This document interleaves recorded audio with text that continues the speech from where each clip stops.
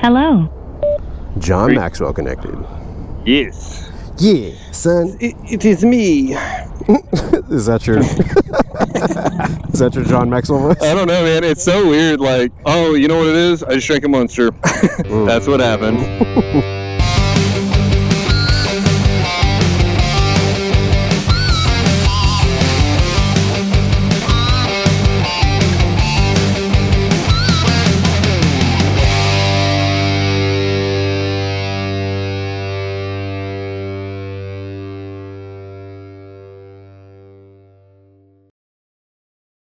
Sitting over there in the shop, like, I just sound like some little kid all the time, like, yapping to myself in some high-pitched voice. They're like, dude, what are you doing? Are you filming or something? Nah, man.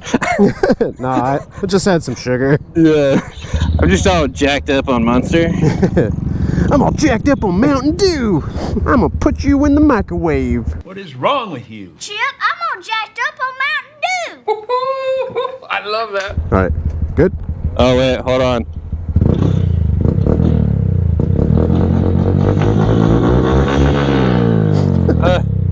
Stop. Okay, you can go. Oh.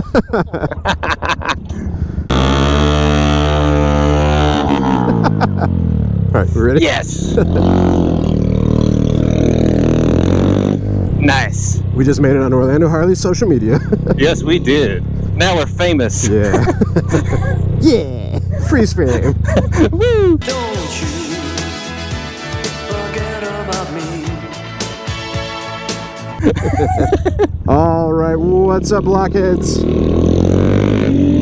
Riding some Groms with my boy, John Maxwell. Or how did you say it? It's John Maxwell.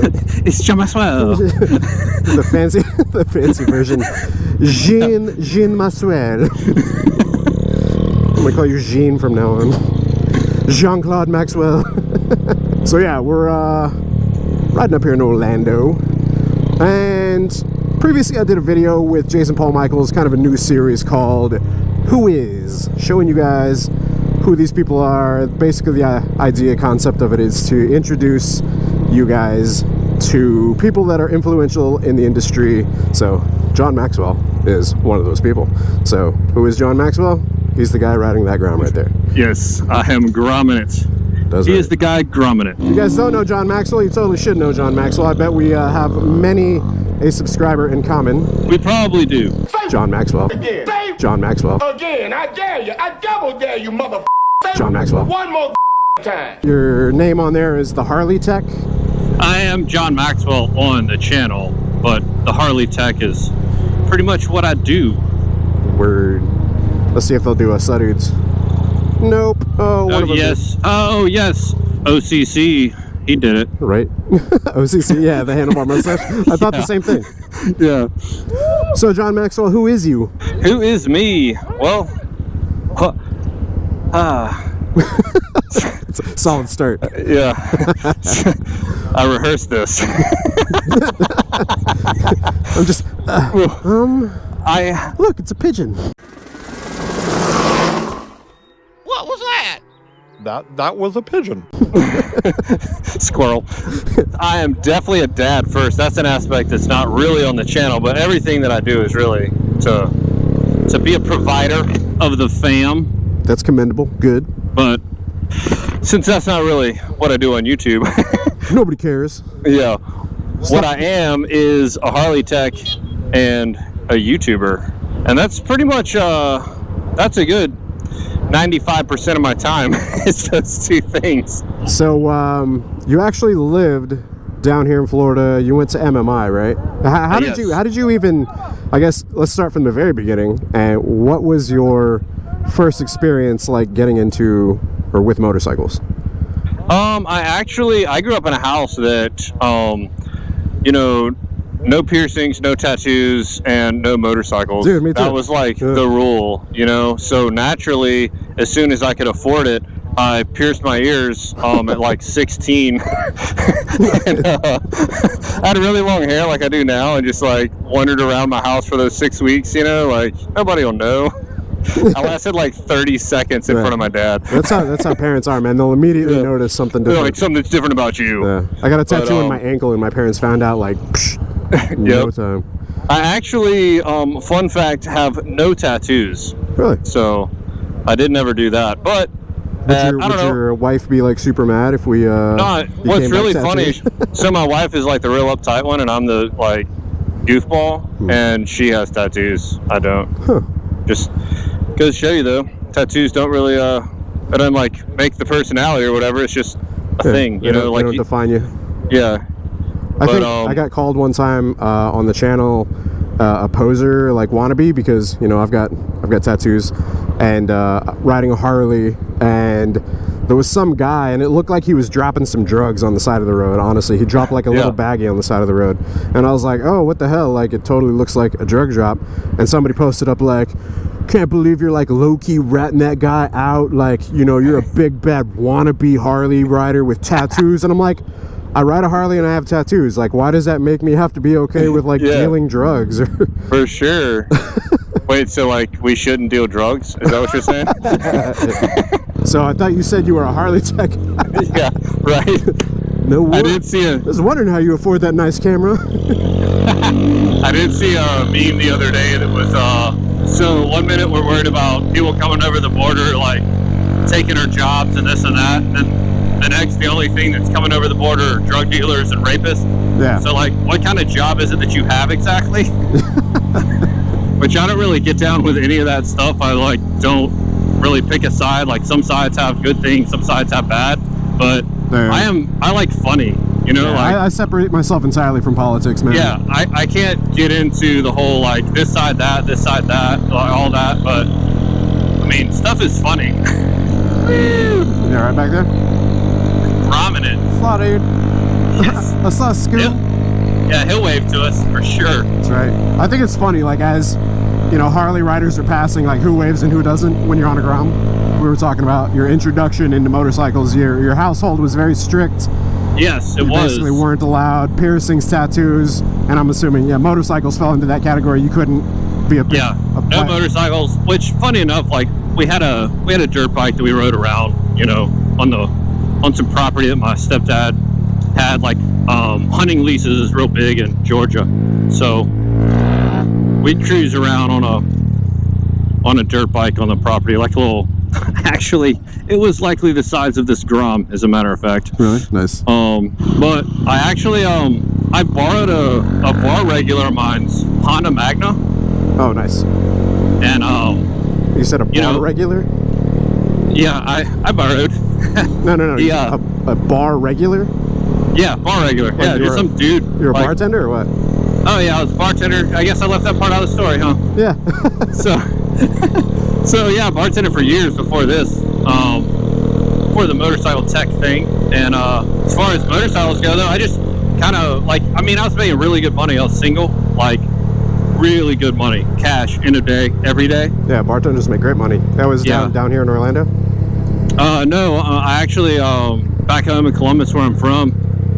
I never got a job bartending down here. Like Orlando's job market is like exactly who moves to Orlando. Yeah. You know what I mean? Like, dude, yeah, it's hard to become a bartender in Orlando. Yeah. Great personalities, like really like go-getter. Orlando is full of that. Yeah. Like I applied to work on Disney while I lived here. Let me tell you how much I didn't fit in that group of people. Dude, I barely fit into that group of people. Yeah, like I just figured it'd be a cool job, but it pays well. Yeah, it did not. Like those guys, man, it's like everything from like 15-year-olds to like middle-aged men that like knew all the Disney songs and stuff. I was like, dude, can I just work on Pirates of the Caribbean maybe? Like, that's all I want. I don't think you get to pick your job. They place you. Yeah, it turns out that's not how it works. I don't know. It's weird. Like, I don't know. Otherwise, everybody would be working at Pirates of the Caribbean. Yeah, I wanted to be Pirates of the Caribbean. They wanted me to be Cinderella. It just didn't work out at all. Weird. So, my voice, it's like I'm not taking estrogen. I was making good money though, and I couldn't figure out how I should blow it. And I was like, you know what? Back then, Harley was doing a no money down $99 a month for a Sportster. And I was like, dude, I can totally do that. Oh shit, undercover. Where are you going? What's happening? What lane am I supposed to be in right now? Oh my god!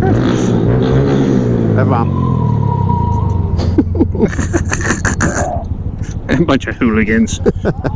So Harley was doing like a no money down, no payments for however long. Yeah, $99 a month. You can ride a Harley. I was like, shit, yeah. My mom will be so mad. So, that was the first thing that crossed your mind. I would love to ride a Harley. My mom would dislike it very much. Which I always wanted a Harley, but I didn't want to like learn on a Harley, you know. So I borrowed this Magna. Oh, it was older than me. It's like a '84 Magna, and I rode around on it. And I pulled to a stoplight just like this. While I was sitting there on the Magna, this lady on a Heritage Softail, like a lady, big biker chick, right, pulls up with like probably her teenage son or something on the back. So like he pretty much looked like me at the time. And she's like pops the throttle a couple times, and I'm like, look down at this Honda Magna that's like older than I am. I'm like, dude, I gotta go get that Harley. I like rode straight to the dealership. I gotta step my game up. Really? Yeah, I like. Oh, I was going straight. I was like, never mind. I'm turning right. Going to the dealer. Oh, you mother.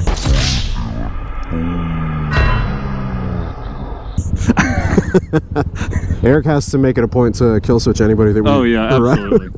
And you got to. Oh yeah. By the way, we got Eric and Reese behind us on Groms and a Z. Indeed. The bad thing for Eric though is, as a technician, my vandal of motorcycles is so much worse than the kill switch. Oh yeah. True. He is gonna wonder why his bike will not turn on later today. I assure you. Eric's gonna be like, "Where'd my engine go?" Dude, my boss, he pulled my spark plugs one time. It sucks. And he had a bike stripped down to the frame in the shop. So like the next day I come in, I was like, you know what? He got me pretty good, but I'm about to get him so much better. Dude, he spent like 6 hours looking for that motorcycle. No way, you like hid it from him? Oh yeah, man. I got another guy to help me carry that thing upstairs, like hid it behind a bunch of boxes. He was so mad, dude. I don't think he taught me for like 2 weeks. What kind of bike was it? Yeah, it was a Sportster with I mean, it was down to the frame. It was just a rolling chassis. Right.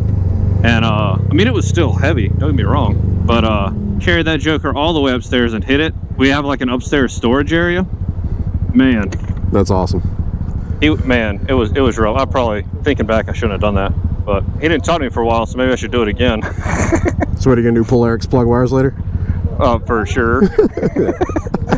Absolutely. That's a real easy one. Just yeah, I guess we only have one anyway, so yeah, on this one it's just right there. I don't even have to try. We'll do it on his motorcycle, his Harley, not these. Okay. Because that's actually my bike. Oh yeah, that's true. Eric is in fact on Miss Block's bike today. Sorry. So yeah, a woman basically made you feel ashamed that you were on a Rebel or a Magna. Yeah, indeed. Which yeah, it turns out they were running this killer Sportster deal, and I was like, wait, so I can get a brand new Harley and like not like sell my left testicle? Sign me up. So, and I mean, like, you know, like whole life instant change. Like you have no idea. You just want to like ride a motorcycle, and all of a sudden, like, every thought in my head, everything I wanted to do revolved around the motorcycle. Like my parents or my dad's side of the family is like 4 hours away. Like suddenly I'm like, okay, I'm coming to visit. Yeah. You know, like all the time, every weekend I'm coming. So you want to ride? Yeah. So your family dynamic changed because you wanted to ride to go see them more. Yeah, for sure. It's a good excuse to ride. Absolutely. It was a blast. So you started riding to your parents more. Yeah, started riding the parents more, started riding like just everywhere, you know, like suddenly like I was never at home. Man, you're totally right about it being life-changing. You're, you know, it's a lifestyle that you buy into, and you don't like, I didn't even realize it whenever I bought my first Harley, but I mean, shit, look where we are now. Yeah, and that's absolutely. It's all because I decided to buy a motorcycle and mess around with a camera and a helmet, much as yourself, starting up YouTube, messing around with a camera and motorcycles. That's crazy how much it is a game changer. Absolutely. So you bought what was your first Sportster? Yeah, the 08 1200 Sportster that's still on my channel now. That's my first motorcycle. Nice. Like how we're riding Grom's talking about buying a Harley. And everything that I've done to it, like I didn't have any mechanic background. Like I don't know how to do anything back then, you know? You know, took it to the dealer for its services. When I wanted stage 1 put on it, took it to the dealer. Like, I didn't do anything. Didn't own tools, nothing. I mean, that sucked. I wanted to do stuff to it, but I wasn't, like, confident enough. So, as life goes on, kids enter the picture, you're married, stuff like that. It's like, man, I need to get a real job. This late night stuff, while the money's good, like, I'm never home for dinner. We don't take vacations. We don't, you know, need a job. I need a real job. Paid vacation and 401k. Real job. Yeah. Pay my insurance job. Yeah. So, yo, that's a big chunk, dude. yeah, man. Especially when you got family on it, too. Absolutely. So, and I wanted a job that wasn't gonna like take my original passion away, you know. Yeah. Like, I certainly didn't want to go sit at a desk all day and stare at a computer. Oddly enough, I have a part-time job now where I sit at a desk on the computer all day. Which you chose, though. Yeah. You weren't forced into it. And it's doing well. It is absolutely 100% worth it. Yeah, so John Maxwell basically started messing around on YouTube, and immediately we got in touch because he's a Harley technician, actual certified Harley technician on YouTube, which is pretty rare, right? It's where I think a lot of your subs come from, is because you're actually you're accredited, you know, and on YouTube, which is not a common thing. So welcome to Standard Motorcycle Company. Indeed. I'm so incredibly excited right now. Yeah. So we will continue. As soon as we're done here, John's gonna get some footage. Check out Standard Motorcycle Company. We'll probably get some cocaine coffee. That sounds catchy. Cocaine coffee. Yeah. Oddly enough, they come from the same place, just a field apart. Yeah, right. Yeah, we're gonna check this out. Unfortunately, Jason Paul Michaels is not here. He's in New York at the moment. Dude is a busy guy. But Pedro should be here. So you'll meet Pedro and Nick and a couple of the other guys. All right.